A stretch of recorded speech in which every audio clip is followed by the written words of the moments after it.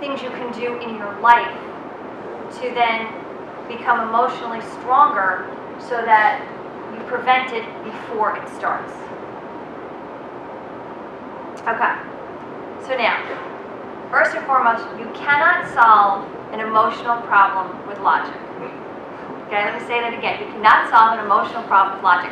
And I don't know if you guys have run into this, but I certainly have. I have, or had, a fear of flying.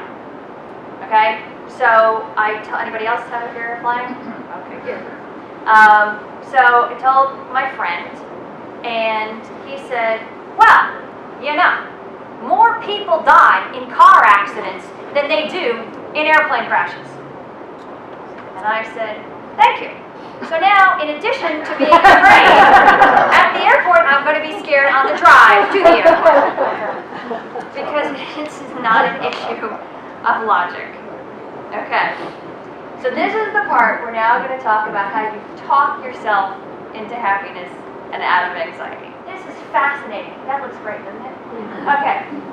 So, talking to yourself, why this is so important is that if you change the word, if you're on a diet and you don't eat dessert, you decided I'm not going to eat dessert. If you change the word from I can't eat dessert to I don't eat dessert, you are 3 times more likely to succeed on your diet.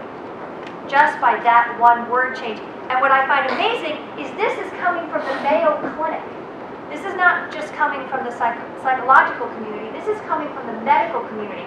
The Mayo Clinic, in their exercise, their recommended exercise program, suggests that you change the word from goal to experiment. Because people have a fear that if they have a goal, they'll fail. So if you change the word to I'm having an exercise experiment,